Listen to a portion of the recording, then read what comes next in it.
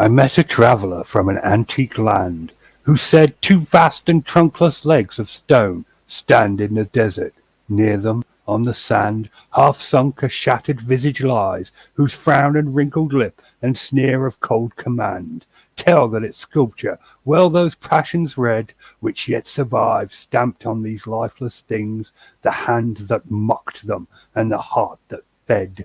And on that pedestal these words appear: My name is Ozymandias, King of Kings. Look on my works, ye mighty, and despair. Nothing beside remains. Round the decay of that colossal wreck, boundless and bare, the lone and level sands stretch far away. Welcome to the Pelly and Ill-Informed Podcast, people. My name is Richard. I am your host. Joining me is Kevin. Tom may or may not be back. How are you, Tom's coming back. Don't worry. Don't you worry about that, man. All I want to say is, whenever it started off with you, and you started out with shattered, I thought we were going in a different way there. I thought you were going to talk about what Ozymandias had for dinner. But anyway, that's it. You wanted to start it out with class, and I go straight for the ass.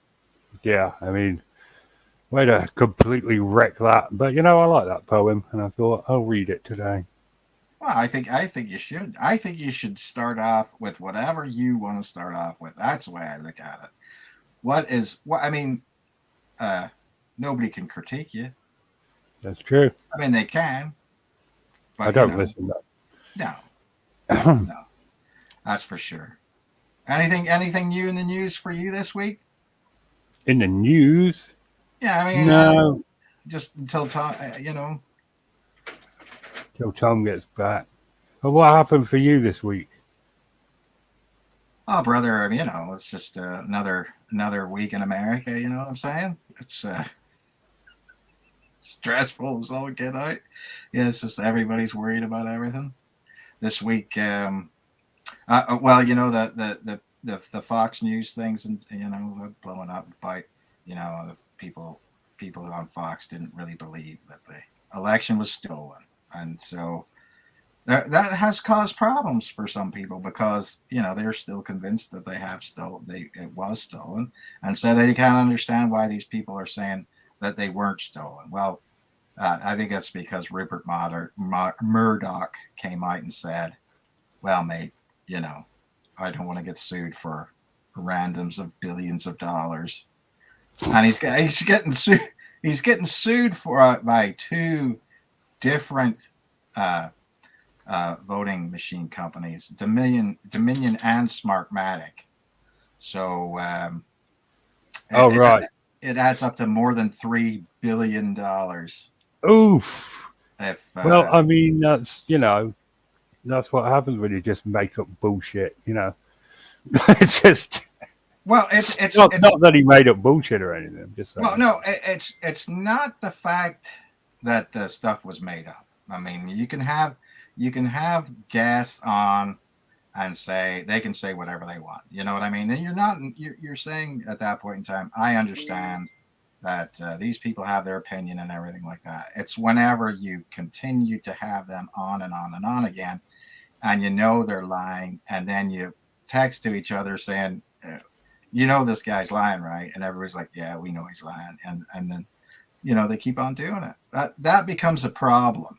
But because of the First Amendment things and everything else, we'll see how it goes. I mean, obviously we have freedom of the press for a certain reason. I think that they've got the case that you breached that by knowingly putting something on that wasn't true. So that's what's happening. And then you'll have various and sundry other people who will end up suing Fox News, too, I'm sure. Because you always go for the deep pockets. That's the way that America works. That's the way I find it. If it doesn't matter if somebody's more responsible than you or not, what matters is I have money. So you go for the deep pockets. So just like I see that they said that some of the people that were in the January 6th debacle can sue Trump now Some of them will also sue Fox News because they'll say, "Well, you guys knew and you didn't stop it, and you didn't say anything else, and you knew you could have stopped it and you didn't." So it'll be a problem, buddy, boy. See, Tom's back.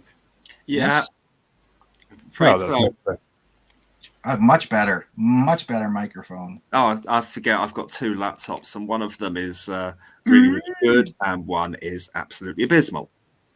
And in terms of their microphone, but I always forget which one it is, and or forget that there's a problem because I'm a bit crap like that. But never mind. Too So bad. how was your week, Tom? Oh wow, pretty good. All things considered. There was another teachers' strike, and I had to weigh up the decision whether to strike or not to. And I decided not to, but I think I'm pretty sure I will in the final teachers' strike in Scab, 10 days' time. Scab. Well, Scab. exactly, and I don't want to be a scab anymore. Yeah. I mean, it's difficult because the thing that I'm most unhappy with our profession is not quite the things we're striking for, or well, it may be.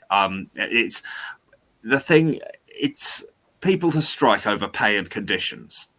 Pay is quite straightforward. Conditions is a more complex issue, and because what it's hard to pin down exactly what it is, but ultimately the morale in our profession is so very low because what is asked of us is extremely taxing, and it's to the extent that only the absolute elite of teachers can really do what is asked of them. Like I'd say maybe 5% max. That's 1 in 20 in my estimation. It's just an estimate.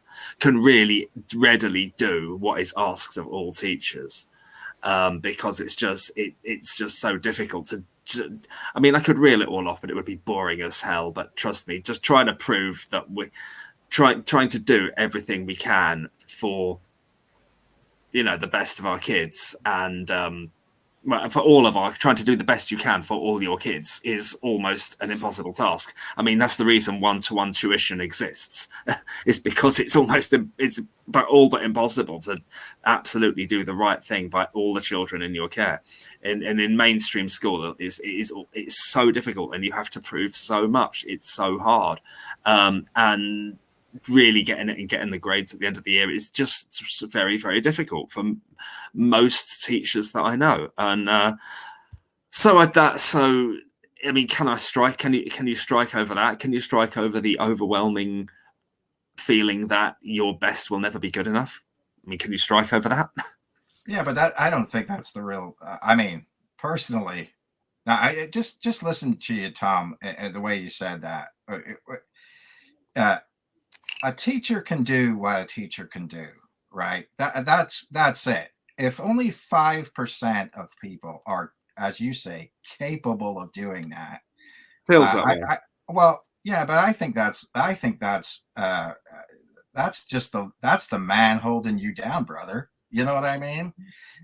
You don't. If you look at it from the standpoint of um, 5% can do it. That means that 95% can't do it. So therefore, it's not a fair rubric to judge you by. Yeah, it really, no bullshit, no melodrama. It really does feel that way. Yeah, but so that's the thing where I'm saying is that from that standpoint, the way that I look at it is it's an unfair rubric. If you look at probably teacher turnover, I don't know what it is where you live. That's massive. In this in the United States, if you start teaching within 5 years, you'll be out of teaching and you'll start a new career.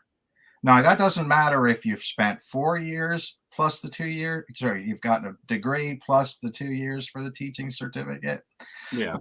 4 years plus the 2 years for the teaching certificate, and then, um, another 2 years for your master's degree. So, so literally, so you actually could be in school to to become a teacher longer than you can comfortably be a teacher. Now, Yeah. tell me that's not screwed up. That's the one thing. And then you get to the point where now it's like, not only do you have to deal with the academics, but now you have to deal with political bullshit in this country too. So, now it's down to, well, I don't want you to teach that book. I don't want you to teach that book. I don't want you to do this. I don't want you to do that. Well, if you want to know why, apparently, Florida is so bad now that people who have retired from the military are not capable of teaching in Florida because nobody else will do it. So, that's the problem with it. That's the problem that it is. The problem that at least I believe in a lot of cases you have the chance to turn around, and this is the way I would seriously look at it is, you have the chance to turn it around with people who are trained to do the job.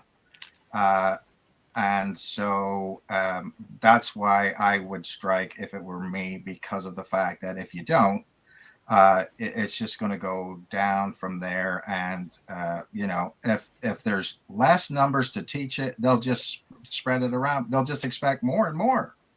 And so you'll be in a failing position, even worse.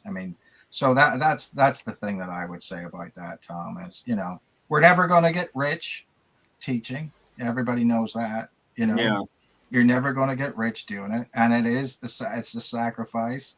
It's like saying to people, well, look at the thing where, when people got COVID and then you're cheering on the nurses every day at a certain time and everything like that. And rightly enough, they were literally putting their lives on the line. And what do they feel like they got out of it? Most of them, nothing. You know what I mean? And so people forget. And so unless you hold their feet to the fire, then that's the problem. But if you don't do something, then your academic standards slip so far that you're so far behind other people that it's virtually impossible to come up with. So you're going to have, if you don't change it now, you're going to have a lost generation of kids that never learned anything, and you'll just say, okay, well, the next group will catch up on that one. You know what I mean? So Well, you can't have that. It's the reason I sort of, as you know, this year I moved out of mainstream teaching and into special needs to try and move away from that constant feeling of your best isn't good enough. That was the biggest reason why I left, for sure. Right. So yeah, just hoping that that it works. Well, that's the self-deprecating nature of British people. You know what I mean? We have been trained since a very young age to think we aren't good enough. And so once the man tells you you're not good enough, then that's it. It's very hard to think of ourselves as having rights. I know that. Yeah. But but that's the way it goes. But that's just my piece of advice. From that standpoint, you gotta, you hang together or you hang separately. As Benjamin Franklin said, or something. I don't know. Yeah. Sounds like something he'd say. Yeah, well, you know how that was. When he wasn't porking some random Porking anything that moved. Yes, anything that moved. Our founding fathers really, from the morality tale standpoint of it, really liked to pork stuff. They do. Yes, that's that. But we don't want to talk about that. It's so weird. A nation of Puritans came from such an odd beginning. But they weren't, though. This is the misnomer. This is the misunderstood part of it. Jamestown was the first American colony, and that was just by investors who invested in the Jamestown Corporation, got a license from King James to come to America in 1607 and start a money-making colony in Virginia. And nobody remembers that, you know what I mean? And so then all of a sudden, then we say, oh, well, the Puritans came to colonize New England. Well, they weren't all Puritans at that point in time, because the Puritans were living in Holland, so they picked some of them up, came down to England, got on two ships, the Mayflower and the Speedwell. The Speedwell had massive amounts of leaks in it, didn't really make it past sort of Cornwall, had to turn back. Half the people that were Puritans then got off the boat, and so some other people got back on the boat that weren't Puritans at all in any way, shape, or form. That was the only one that came to, Plymouth. They make it sound like, oh, well, they were all, half of them weren't Puritans at all. Some of them were just bad men, you know what I mean? And yet we clean it up and make it sound like so based on it was religious. We were wanting religious freedom. Well, no, that's not true. Let's just say this. I feel like we should go back to the Speedwell here for a second. Yeah. It had a lot of leaks, you said. Yeah, it was not seaworthy it was not a seaworthy boat. I feel like the bare minimum you should do as a shipbuilder is make sure there aren't any leaks. I feel like that is but it was a very, very old boat. Let's just put it this way: nobody wanted to like. I mean, it's like if somebody comes to you and you run a taxi company and says, "Okay, well, you take me to Afghanistan or something," you're not bringing out the new taxi that you just bought. You're bringing out the 50-year-old Lada, and you're rolling that up and say, all right, get in. You know what I mean? Because there's a chance it's not coming back. You know what I mean? And so from that standpoint, it was just a really, really, really bad boat. The Mayflower was a little bit more and was better, but those people had no idea what they were doing, as we know. But this is where this whole idea of but if you say the Speedwell ran into problems and all these different things, and then you can't say, oh, we pitched up on Plymouth Rock and God destined for us to be here, right? Because God destined for half of you not to make it. You know what I mean? Well, they were obviously the wrong people. Well, yeah, but you see, that's part of the problem. Not to mention that then when they came back, I mean, and some of the, to be honest with you, it's kind of an interesting character. Some of the people who had made it to Plymouth ended up coming back and being instigators to start the English Civil War, and killing King Charles. So, there you go. It's an interesting thing. So one of the preachers that were the British Civil War. What a complete waste of time that was. Well, there you go. But what I'm saying is, in a historically accurate way of looking at it, it wasn't so just destined to be. It wasn't always so shining and new and everything was. I mean, America was founded by Britain to begin with, to make money. And so that's why we have, capitalism and religion in America. It's the two very important parts of the equation. And some say you can't have one with the other, that they're diametrically opposed. I don't know about that, but anyway. That's a philosophical question I can't answer. So I went down a rabbit hole earlier in the week. My friend, I'm a bird guy, as anyone knows. Anyone that tries to get to know me knows that I like my birds. Mm-hmm. Yeah, well, I noticed that one time we went down to the pub together. You were like, "Oh, look, there's a bird. There's a bird," and you were going on. Seriously. I like my ornithology, all right? Oh, And don't you dare make any jokes about horny pornithology, okay? I'm going to cut you off right there. But my friend was asking me about the California condor, and I realized that I knew next to nothing about the California condor, and indeed many of the New World vultures I don't know much about. So I did whatever I do. When someone asks me something I don't know the answer, I bullshitted my way through and made myself sound like an expert. And then I looked it up. So if they had any follow-up questions, I'd be able to give them some real information. right. Do you know what a biological anachronism is? A biological anachronism. Yeah, you're a word guy. This should be interesting. Well, I can only imagine it's something that is sort of meant to have evolved its way out, but is still clinging on. It's a feature of an anatomy that is on a species' ancestors when all other parts have evolved, but this part hasn't, or something. Is that sort of like it's almost like well, an anachronism isn't that.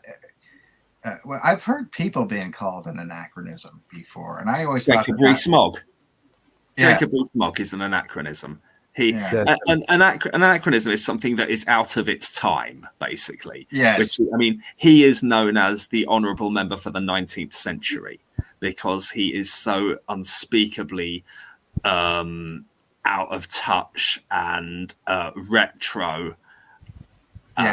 In his entire views, his disposition, that infuriating voice of his, everything. Yeah, okay. Well, yeah. From a standpoint of that, anachronism, chronos being time. Yeah, out of its time, not in its time. I think that's right. Yeah. Well, you're half right. Biological anachronism is a species that is out of time. Right. He was right. He was right about that. Well, he said a part of an anatomy. Oh, species then. Okay. And California condors are a prime example of a species that is out of its time. They evolved back in the, what's it called? Right after the Ice Age, the Pleistocene? The warm me up bit? Yes, the warm me up bit. But there's a real Pleistocene. Pleistocene, there we go. They evolved right back there. And the reason they're so big is they used to feed on the carrion of like mammoths and sloths and stuff, right? Yes. Mm-hmm. And, as the Ice Age ended, and all those species began to go extinct, their numbers started dwindling. They used to be all over America, but by the 19th century, they were only hanging on in California. And the reason for that is that they were feeding off sea carrion, which I thought was pretty smart. And so I was like, oh, this is cool. So how many other species are out of time? And there's a whole bunch, including wild maize, of these biological anachronisms that have hung on well past their sell-by date, but are still, clinging to life, which is pretty cool. Yeah. So I went down this whole rabbit hole of biological anachronisms. Yeah, I think you're right on. I think that there is a condor colony that they're trying to think. Well, there was two. Like in the 90s, they captured all the surviving condors and put them into a breeding program. Might have been earlier than that. 90s actually might be when they released them, and they set one up in the Grand Canyon and one in California, and both colonies are doing okay, but it's like the pandas all over again. I can't help but feel we are spending money on keeping a species alive that just, was going extinct anyway. And I'm a bird fan. Yeah, it's fascinating. But if you came, that was interesting. And when I when I said I saw what I saw that one time. Oh God, Okay. this again. No. You didn't see a pterodactyl. No, They no. went Okay. extinct 65 Okay. million I years ago. understand. I understand that. I understand that. I did look up where that colony was to see how far away it was from the place that I was, because it's right it's right on the California border, you see. So I thought, okay, well, maybe that's where it was, on the coast, you see. So it's coastal, and it's on, and I wanted to see if it was in Northern California, and it is. So that was the thing there that I thought, well, maybe that's what it was. But by then, the story had already got out, so therefore I was screwed either way, Richard. I'd believe that you saw a California condor over a pterodactyl. Well, yeah, no, I mean, that Because would one exists and one doesn't. well, right, but that's what I'm saying is that from that standpoint, I would rather it would be something that was like that, because they are big, massive, big birds. Yeah, they got a wingspan of like 4 meters. They're huge. Another Yeah. interesting thing about the California condor I found out, the Klingon bird of prey is designed on how they fly. Oh, wonderful. Oh, I And can't if you argue with watch that. it, if you watch a video of one flying, you see it instantly. Oh, okay, that's cool. I mean, the Klingon bird of prey there. I'll have a look at that, because I'm, being into Star Trek, I know that ship very well. The way does it do its wings sort of droop down a bit then? Yeah, because like all vultures have like fingers at the end of their wings, and they sort of face downwards when they're flying. It's great. Just look it up, condor bird of prey in Google, and you'll get some images. It's really cool. Now, is the California condor the biggest one, or is there one? Yeah, it's the largest of the living New World. Well, it's the largest. Yeah, because my parents said they saw something really, really massive in Peru when they were there. I never saw it, but they said they saw something that was huge and massive like that too. But sorry. No, go ahead. There was an eagle down in New Guinea that used to hunt humans back when we were cave people. Right. That must have been massive. Well, you see, that's the other thing where you go. See, the monster bird that of Ship Rock is in Four Corners area, and I think. Well done, Kevin. Effortlessly taking us into the topic. Well, no, I'm saying that if they naturally would have been in the area of the Grand Canyon, that's not that far. I mean, it's not that far away. You know what I mean? It's not. It's really not that far away from where these people were reportedly had this monster bird of Shiprock. There weren't. Well, it might have been a condor. Well, I mean, obviously, in order, I mean, it was so large, reportedly, by the story, by the folklore, that it could pick up a man or a child. And that's a bit big. Yeah, that would be much larger than what a bird could do. But you could see where these ideas come from based on that. So, I mean, basically, that the idea of the monster bird would come down, sweep down, pick up a man, take him halfway up the mountain, and just drop him, and then so then the people would die, bashed against the rocks, and then it would pick up the bits and then take them up to the babies at the top. Delicious. Yeah. Gabby, that's actually most birds of prey. They do not get along with each other at all, even a little bit. I myself witnessed a sparrowhawk and a goshawk have a fight in Keldrick Forest. I was really surprised that the sparrowhawk won that. You'd thought the goshawk, being twice the size, would have the advantage, but the little ones pack a punch sometimes. Well, I think it's funny how, like around here you'll see bald eagles, and they'll be harassed by crows, all kinds of stuff. You know what I mean? And you think, oh, they're massively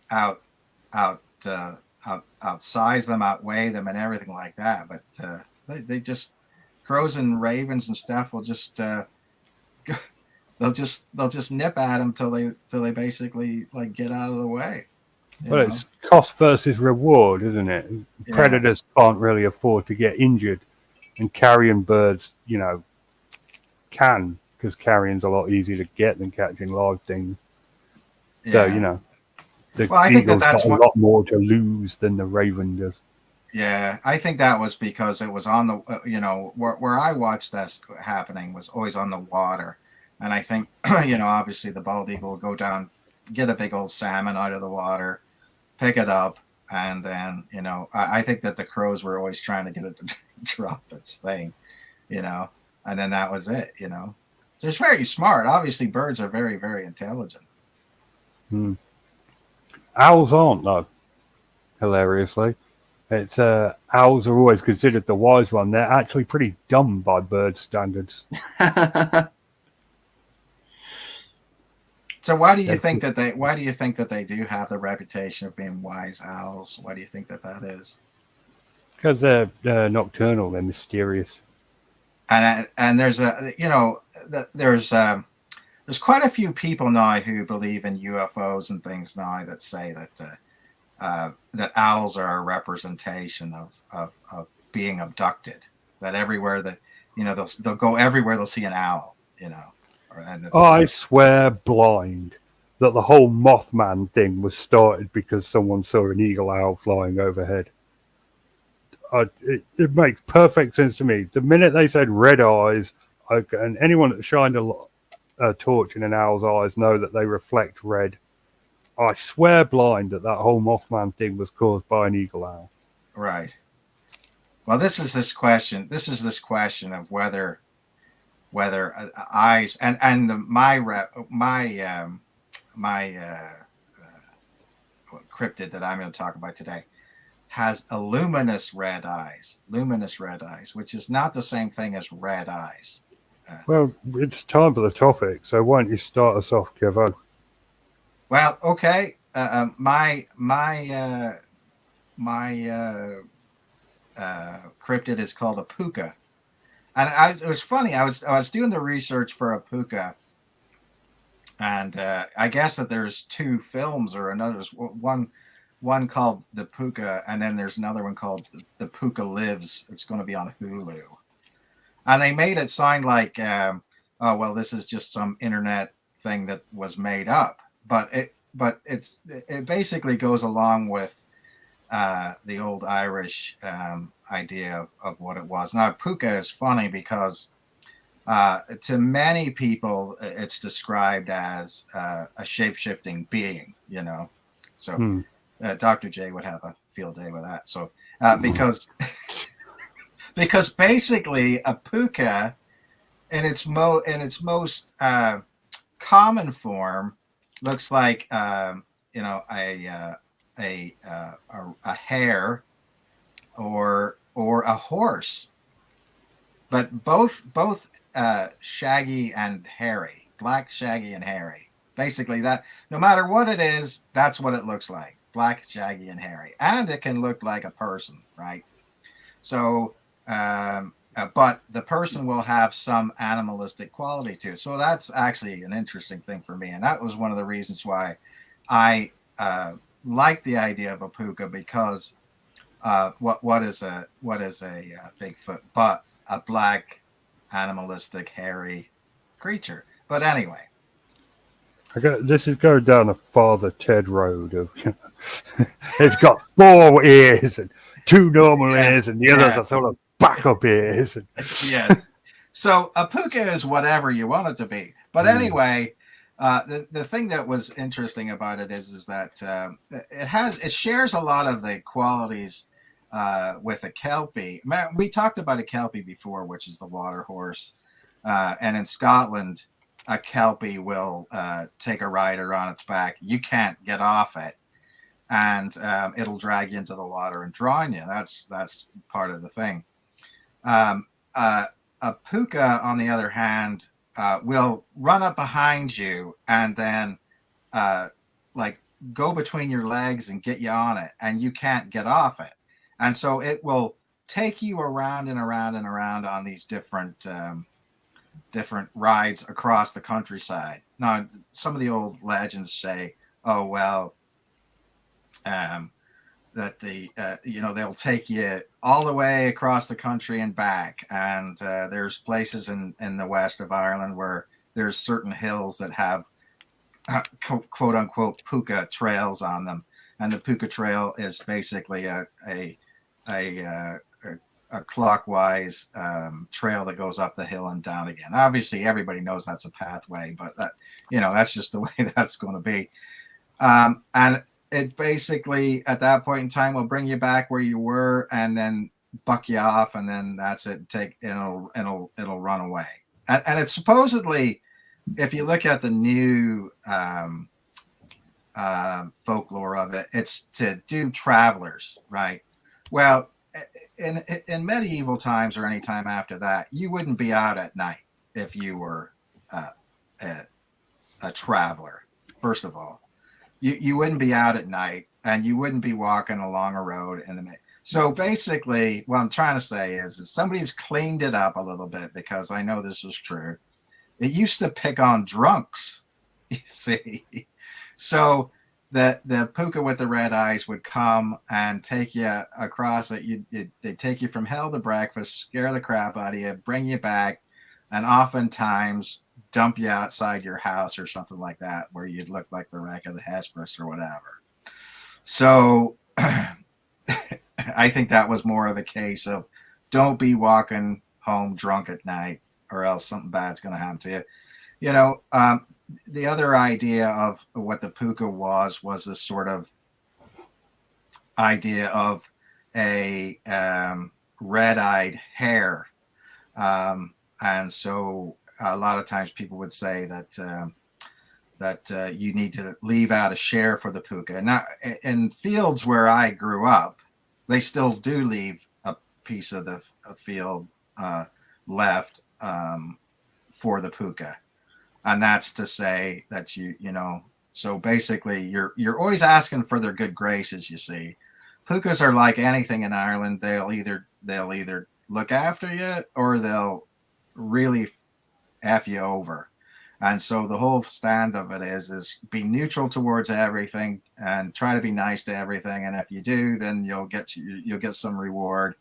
And if you don't, if you're bad to nature, nature will be bad to you. If you're good to nature, nature will be good to you. So as with a lot of different things in a sort of a ruralistic, sort of paganistic society, coming from that period of time where people have lived in that area for 5,000 years, that you get your stories, and that's what it is. And I've never seen a puka, but they're supposed to have glowing red eyes regardless of what happens. So glowing red eyes, and the fact that they illuminate behind it. And the Hulu film, the puka lives, they do have these very, very big sort of eyes that look like tail lights on a car that light up.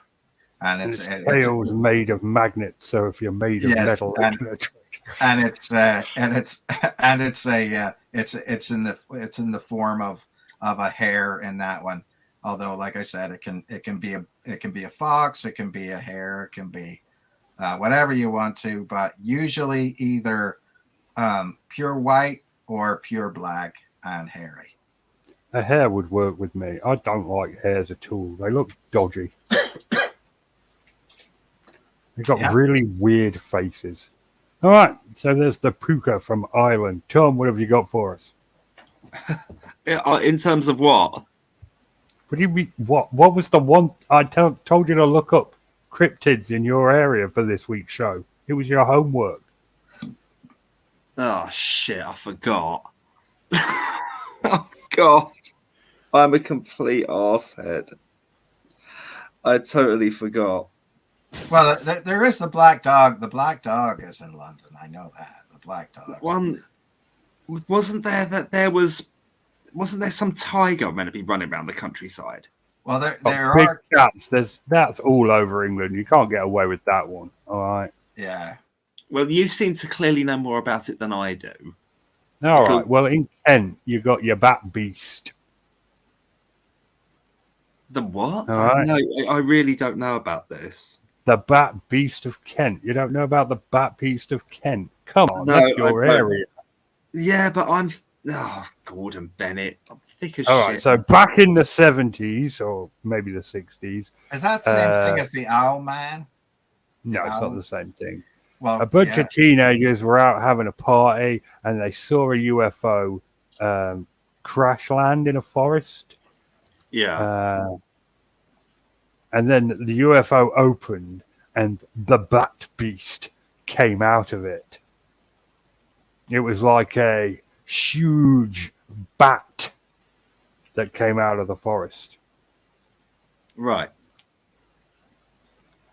So, and has there been any claimed further sightings or anything like that? Or is it a one-off? No. We had that whole Mothman fever. A week later, another one person saw it. Another couple of days, someone else saw it. They found footprints. In the 70s, there was another sighting. Yeah. Well, I think that no, because they're I'm not sure where it was in this. It was in the south of England though, in the 70s, because I remember this, and that was the owl man. The owl man's in Cornwall though. Oh well, it wasn't all the way out there, but it was supposedly if you go around a certain church, that the owl man would come out, and so that was the thing. Here's the thing, right? So the teenagers were hanging near a forest, and England, contrary to popular belief, does have a large bat species that lives here, the noctule. They get quite big. Have been mistaken for birds, and they are massive, and they saw it come out of the forest. So sorry, mystery solved. Right. But if bat beasts doesn't do it for you, but you can also, but listen, you can also get 3 liters of cider for 99 pence. Exactly, they got high and drunk, and they saw a bat. Yeah, and remember the drinking age back then was 18. When you could look 18. When you looked 18, so let's just say they were probably 15, 16. Oh, how many old news agents these days actually ID checks anyone? They're grateful for the business. Well, I would have never done it. I mean, be honest with you. I mean, listen. Don't tell me you never sat on a park bench with a bottle of White Lightning and some Royals. No. We all did that. That's part of being a teenager. What I'm saying is my grandfather did own a news agent. Did own the local. Yeah, back then. I mean, now with this cost of living crisis and everything. No, but I'm saying is there was no way of knowing how old somebody was back then. No way of knowing at all. I mean, who had a driver's license in the 1970s and 80s? Nobody, brother. Anyone that wanted to drive. Yeah. Well, yeah, but okay. And you had enough money to buy a car? And then you had enough money to drive it? All right. Anyway, so back on topic. So you don't like the bat piece, Tom. That's okay. Would you like a piece of the Thanet sea monster? Oh, that sounds more like fun, yeah. All right. Well, in a nice summer's day in Cliftonville, a tourist saw a sea serpent leer out from the Thanet Sea. It had ears like a horse and a long leathery snout, and it glared at him and then swam off and was seen in Margate several days later. Wow. How long ago was that? That was recently in the 90s. Wow. Oh, that's a different and original. That sounds far more intriguing, to be honest. I don't know why. Incredible, I would think. I mean, I used to, I know Cliftonville very well for a start. So yeah, rats. Well, keep your eye out for To be honest, I really regret that I've dropped the ball with this one, and that I forgot to do my research and do my homework. The teacher not doing their homework, disgraceful. And here we are busy striking about it when we can't even bloody. You don't deserve the wages you're getting. You can't no. even be able to do your homework. Disgraceful. Let alone striking. Do the Victoria experiment.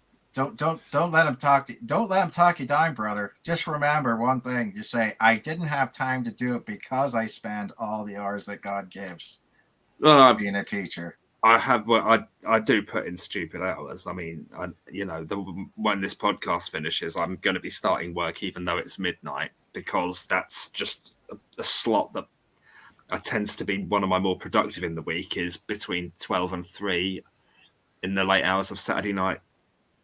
So that used to be one of my main production hours too. Down the pub. So was it the Thanet sea monster you said, Richard? Yeah. That's really cool. You should go down there to Margate and see if they'll put up a blue plaque to it. I can try and campaign for it. There you go. Yeah, I mean, Scotland's got the Loch Ness Monster. You've got the Thanet Sea Monster and the Bat Beast. Dun, dun, dun. All right, so we covered Ireland and we've covered the south of England. So let's head on up to the northwest of England to my area in Cumbria. And let me tell you, we've got some pretty cool cryptids hanging around here. Mm-hmm. What would you guys tell me if I told you we have water-loving, hedgehog body, tail of a squirrel, and wings like a bee, tizzy wizzies up here? Sounds like the latest in these sort of appalling films like Sharknado. I mean, I like it. I like the idea of it not being. Is it scary? No, they're supposed to be scary. They're supposed to be like little imps. They just prance around having a laugh. Oh, okay. Well, which is nice. They live along the shores of Lake Windermere, which anyone who knows anything about the Lake District knows that that's the biggest lake up here. Yep. People like chilling out next to it. It's getting close to tourist season, which means I'm going to get the old lead bat out. I dread to think. Cyclists are the scourge of mankind. I loathe them with their bloody lycra and their stupid helmets and the way they lean over their bikes. They are, and they drive in the middle of the road. They're just in the middle of the road. You're like, hey, I live here. I'm trying to get to work. And they're like, I've got to stay in the road in my lycra, my skin tight lycra. Yeah, but to be honest with you, some of their bicycles cost more than your car, I bet. I don't doubt it. That's why I throw the lead pipe in the spokes of their wheels. Cycling is a funny thing. Cyclists and motorists are often at war. I'm both.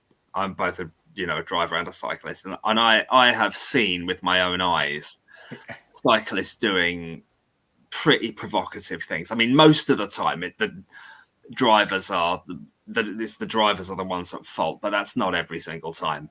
And the exceptions to the rule can be pretty glaring.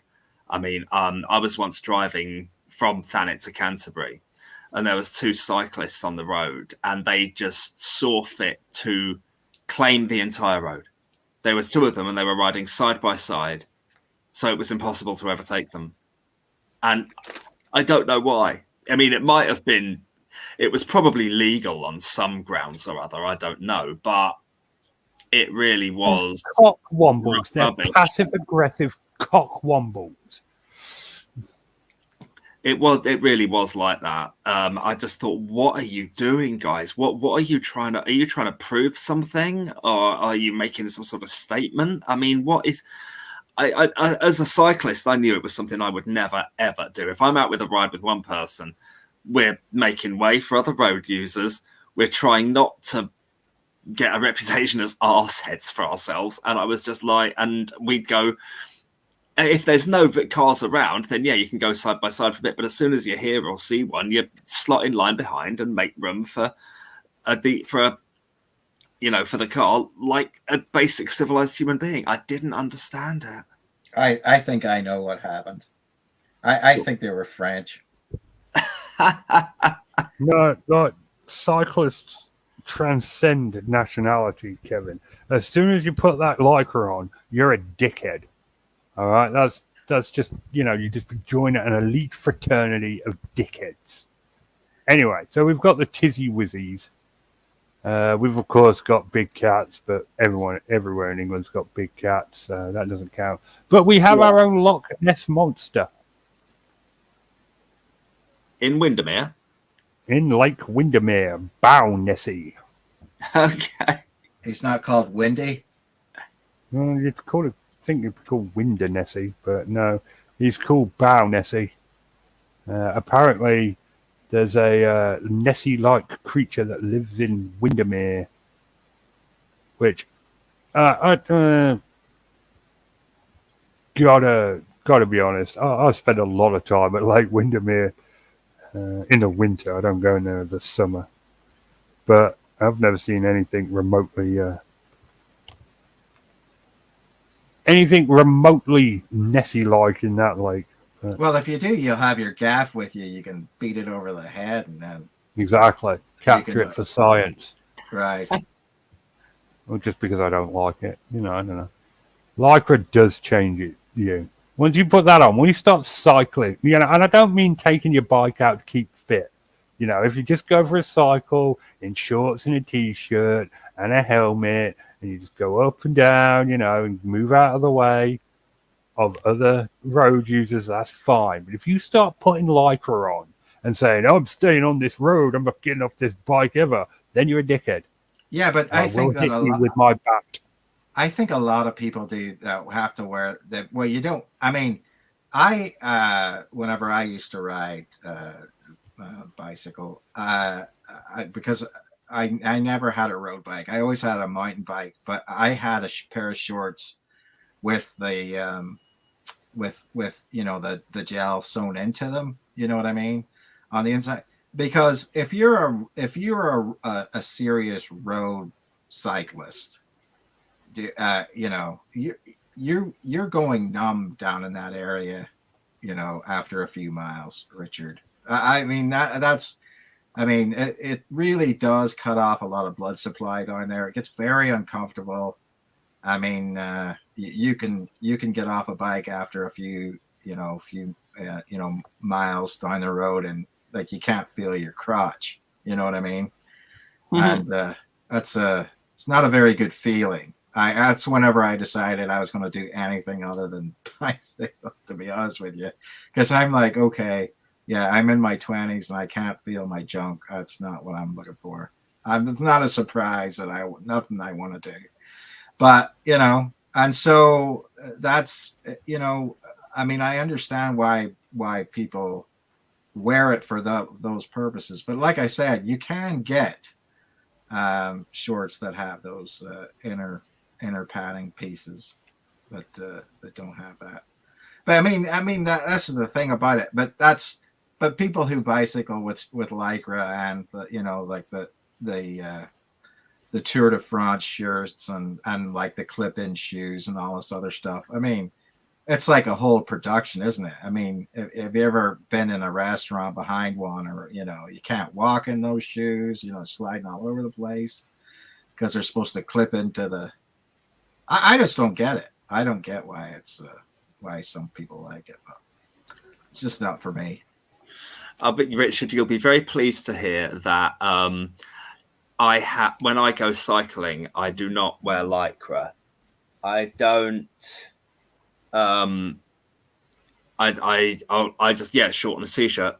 I haven't got the special shoes that clip on. I do put on a helmet to be safe. I make sure I've got my lights, and that's it.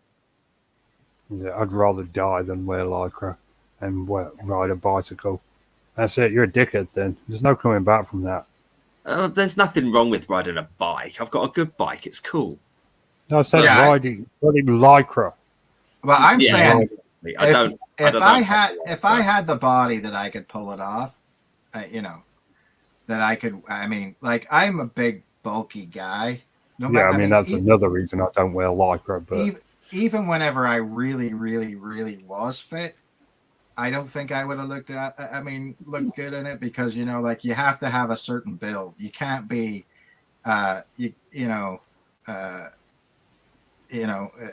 anything around your stomach is going to show. You know what I mean? That's the way it is. And I really didn't feel like doing like 200 crunches before I even got on the bike, just so I could pull it off. You know what I mean?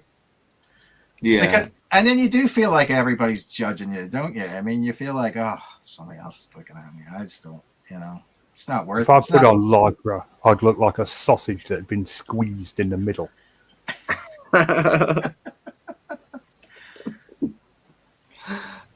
a complete weed, so it would cling to me and make me look like a flipping stick insect.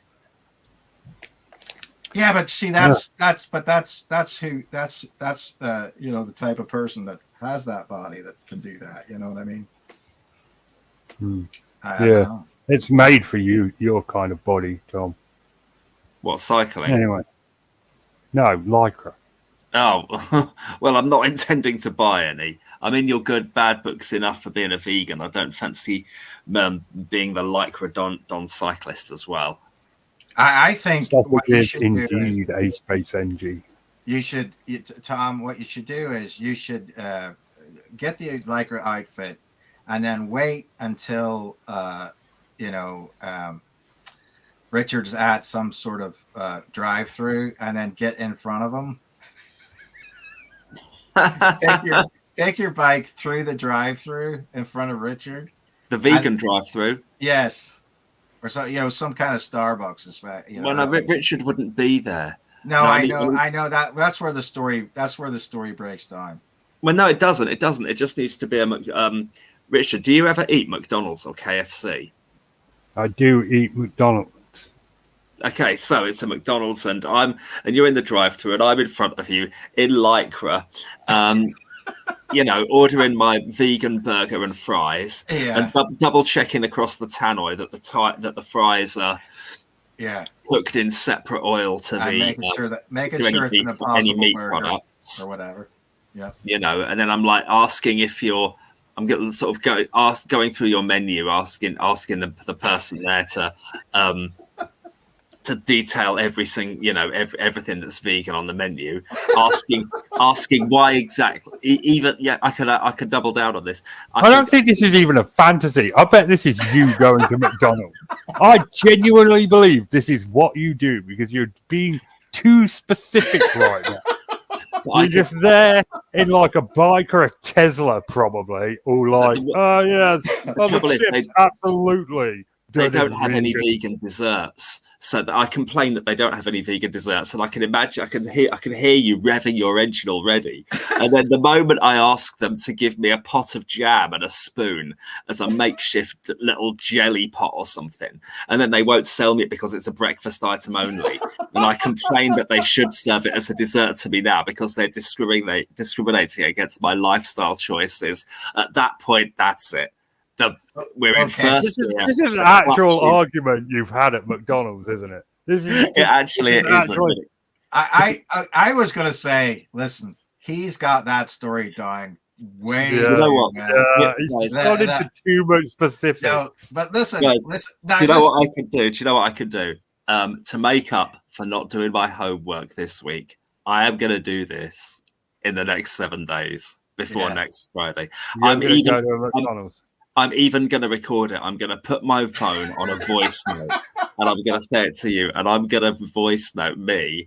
I go into the drive-through window at McDonald's and asking if they have any vegan desserts. and then try to persuade. I'm going to try and be served a pot of jam in a spoon, which normally goes on their breakfast muffins. And I'm going to make them sell it to me at the wrong time of day, because if they don't, I'll threaten to sue them for discriminating against my dietary requirements and lifestyle choices. No, Tom, you see, this is Tom. Tom won't strike for higher wages, but he will do that for a pot of jam. I mean, know this, Tom. If you strike this week, it's going to annoy Richard. If you get higher wages, it will annoy Richard. So that's why that will. It's next week. No, I am going to do this. So that will keep you motivated to. Oh my God! But oh my word! I'm dreading this. I am hopeless at conflict and confrontation. I mean, imagine. Okay, we know the scenario I've managed to conjure up now. Now imagine someone with the how can we say the negotiating prowess of Ned Flanders doing it, and that's pretty much what you'll get. No, Richard, I'll record it on a voice. I will message you, Richard. I will hit record on my on a voice note to you before I start, and I will. I have every intention of doing this, and try and get myself a pot of jam for dessert, because it's they don't have desserts that are vegan, and I think I'm entitled to a dessert. And if they won't sell it to me at this time of day, then I'm going to threaten to sue them for discriminating against my lifestyle choices and dietary requirements. And I'm going to make such a fuss until they sell me a pot of jam and a little spoon as my dessert to go with my vegan burger and fries. I'm going to record this debacle, and then I'm going to threatening to sue is really outside my comfort zone. So I might not do that, but I'm going to try really hard to get served a pot of jam at the wrong time of day at the manager's discretion. I might need to go into the store rather than do it on the drive-through window. And I won't be on my bike either, but I hope it amuses you anyway. It's something you can look forward to. All right. Well, tune in next week for that. We can play it on the show. We'll play it back on the show. Yeah. Yeah, woke vegan gets served pot of jam. No, this is going to be special. Militant vegan strikes against McDonald's. Brilliant. Can't wait for it. That'll wrap us up for this week. We will return next week, despite the hopes of many, where we will be discussing the mystery of Flight 19. Oh, Tom's on board. We got an ooh from Tom. That's good. Yeah, sounds exciting. It's good night from me, and it's good night from them. Good night, everyone. Good night, everybody. Cheerio.